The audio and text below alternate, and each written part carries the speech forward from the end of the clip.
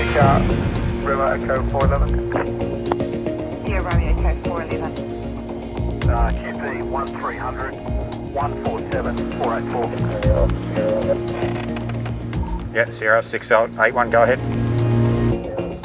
My name's Jeff Harvey. I'm a senior constable with the Queensland Police Service. Calls to service in relation to domestic violence in the South Brisbane district. It can be upwards of, well, basically 50 calls for service a day. Do we know if General's crews are there already? General crews are attending Code 2, that was Code 2 lights and sirens. Yeah. My name's Felice. I'm a specialist domestic and family violence worker. I'm an embedded worker here with the Queensland Police and I go out on drive-alongs to help support the police officer and the aggrieved.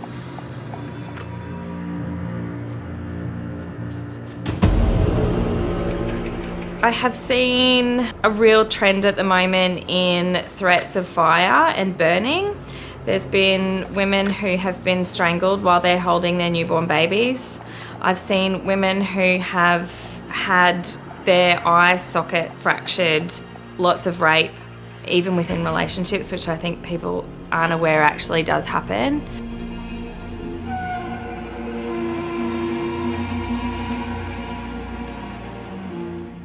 We tend to see society's view on domestic and family violence that it's a hidden epidemic. It's not. It's every day. It's your neighbours, it's your colleagues, it's the people that you pass in the street.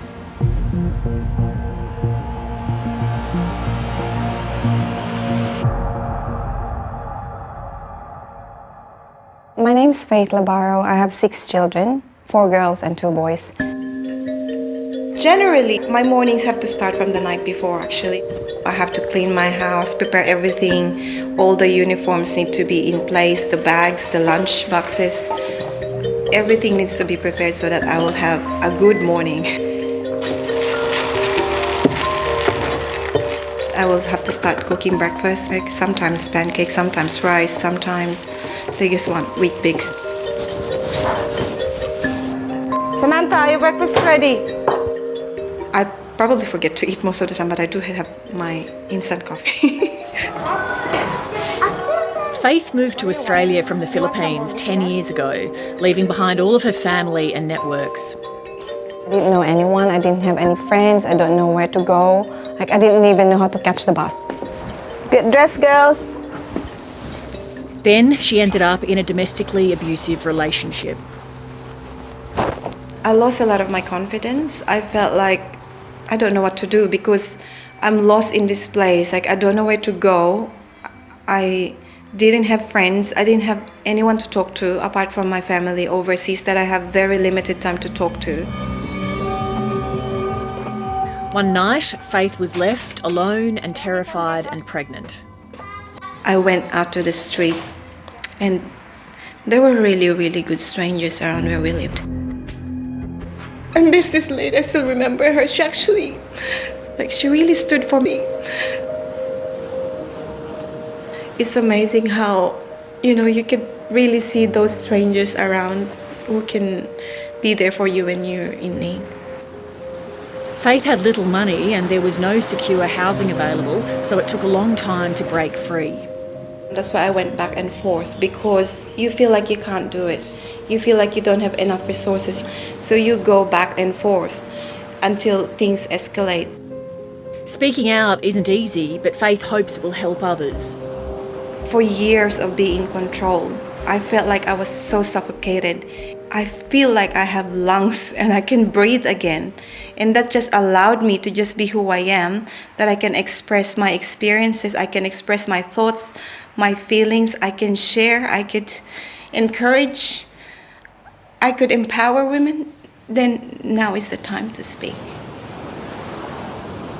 We know that violence against women is the leading cause of homelessness among women, and we know that there's not enough emergency housing or safe housing, and that makes that decision really impossible for women. They're sort of deciding between trying to keep themselves and their children safe in an unsafe home or living on the street, and that's a decision no woman should ever have to make.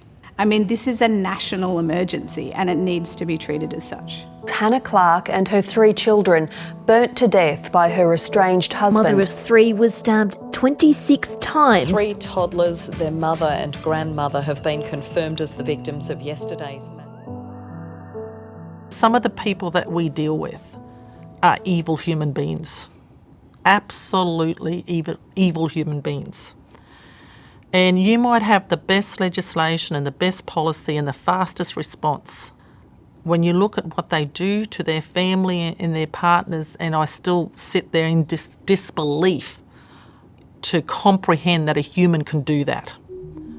I don't know how you stop that on every single occasion. Katarina Carroll, the only female police commissioner in the country, has witnessed a rising number of domestic violence cases in Queensland during her tenure. We are going to domestic violence incidents every 2 minutes. And there are some stations and some shifts, all they do is go from one domestic violence incident to another. So you can imagine if you're constantly going to work and that's what you're dealing with. It's draining. It has a huge impact on officers.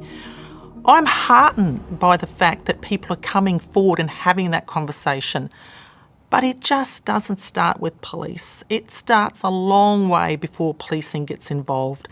Violence against women and girls, unfortunately, is not an issue we can arrest our way out of.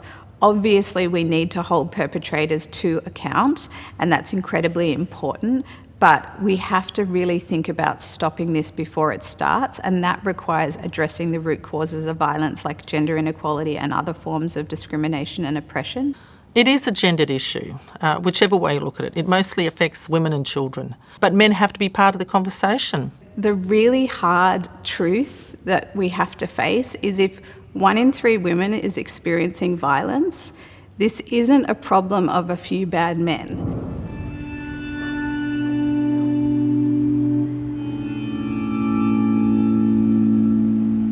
My name is Aman Ibrahimzadeh. I am an anti-domestic violence campaigner.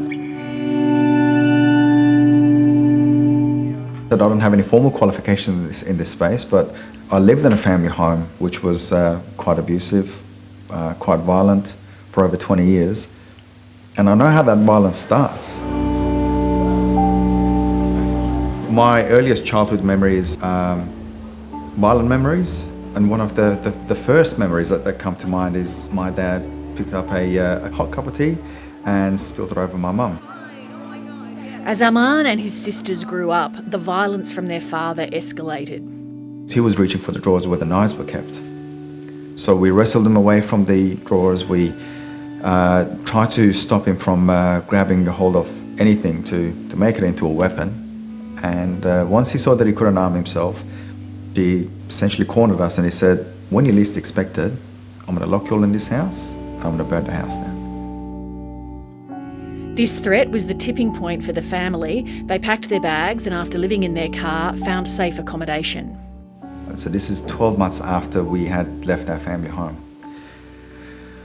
My mum decided to attend a Persian New Year function. I had just gone to bed and then my phone starts ringing. I pick up the phone and the only words that are on the other side of the phone is, come down quick, your dad stabbed your mum. Just before midnight, on Persian New Year's Eve 2010, Aman rushed to the Adelaide Convention Centre where his father had stabbed his mother Zara in front of 300 people. And I remember finally getting into this room and maybe about 10 or 20 metres ahead of me, I could see my mum's body essentially lying in a pool of her own blood. The Supreme Court heard that in March 2010, Zialo Ibrahimzadeh went to the convention centre with a knife hidden under his jacket, then stabbed her in the back, continuing his attack when she fell to the ground. After 22 years of abuse, my dad finally killed my mum. This is not something that happened overnight. It's essentially like the iceberg effect, where you see murder at the very top, but then beneath the waters, the disrespectful behaviour, the manipulation, financial control, financial abuse. G'day mate, how are you? How are you going? Good, thank you. Aman says for his migrant mother, it was never as simple as just going to the police. Good. Thank you very much. Culturally and linguistically diverse background communities are complex. And you can't have a blanket approach when it comes to dealing with this. And then what happened? Okay. We should engage with men, particularly younger men. Now, I myself do a lot of work at schools, at youth detention facilities, and even prisons. That's one of the things that we need to emphasise here, is that it's normal to reach out if you need some help. Be in touch with your emotions. Deal with them. Because the more you deal with them, and the better you deal with them, the better man and better person you will be. It's a model the city councillor wants to replicate for his own son. So I want to make sure that I give every opportunity to Raphael that I wasn't given as a young kid myself. Culturally and linguistically diverse communities and women from those communities are often more at risk because of barriers that they face to accessing culturally safe services. Certainly, I do think there are compounding issues. Obviously, migrant communities, our called communities, where we do work heavily through our police liaison officers and all the other, interpreters. But can we get better at it? I definitely believe that you can. For 3 decades, human rights lawyer Dr Hannah McGlade has worked to prevent violence against First Nations women and girls. She knows how bad this often ignored issue really is. It's seriously bad. It's shocking. I don't think it could be any worse. We're talking about very high level of murdered Aboriginal women. We're talking about Aboriginal women being hospitalised from violence at unbelievable rates. There's a history of discrimination, of course, in this country, where Aboriginal people were treated in the most violent manner. We're not citizens, and for Aboriginal women, that meant a lot of gendered violence, including rape and murder, which went unpunished. So this has been an ongoing history, and even to this day, we see inadequate policing responses, inadequate prosecution, and inadequate justice responses. There's a real problem when the victim is Aboriginal and the perpetrator is a non-Aboriginal white man, actually. Mainstream Australians would know the names of some high-profile victims and survivors of domestic violence, but there has been a stunning lack of attention paid to Aboriginal and Torres Strait Islander women. Why do you think that is? It does come down to racism, unfortunately. We're not having the proper conversations and commitments to addressing racism in this country. There's myths about Aboriginal women being undeserving, not the proper victim. Angry black women who don't deserve protection, who somehow bring this violence on themselves. It's really as if Aboriginal women's lives don't matter in this country. When you think about Aboriginal communities and their histories of interactions with police that have been, racist and oppressive, they're not going to be thinking that that's maybe the safest place for them to seek help. When looking at perpetrators of domestic violence, another key issue is coercive control. Coercive control is patterns of behaviour that control, for example, an intimate partner. That could be anything from controlling what she wears, where she goes, her phone calls, her interaction with family and friends, for example. And we know that coercive control is very closely linked to family and domestic violence. In fact, it's one of the most significant indicators related to homicide.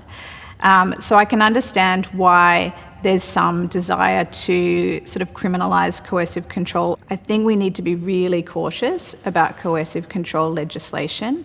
The criminal justice response isn't the only solution. It needs to be combined with prevention. Indigenous women are very concerned about proposals for new laws which could be very harmful. We know Aboriginal women are over-policed as potential offenders and under-policed as victims, and are misidentified as perpetrators because of this stereotyping and racism. Dig down and let it all out. Whether it's violence or any of the other issues we've raised in this series, none of these issues alone cause entrenched female disadvantage, it's their intersection. There's probably no woman in the country, regardless of age, wealth, culture or politics, who doesn't have a combination of things making her life harder than for the comparable man. And that is why women are angry. These sort of tipping point moments, they're founded on decades of work of hundreds of activists. If we just keep fighting and stay loud, then we can achieve some real change. Do you feel angry that women still experience harassment in the workplace in 2021? Can you not tell?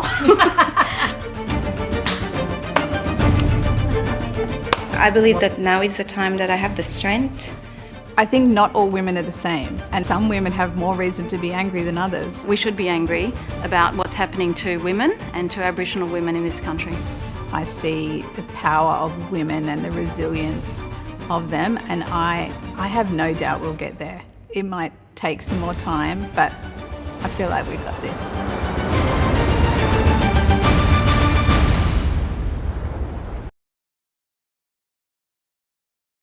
Hi, I'm Leigh Sales. Thanks for watching this story. If you'd like to watch more of 7:30's stories, they are on the left of your screen.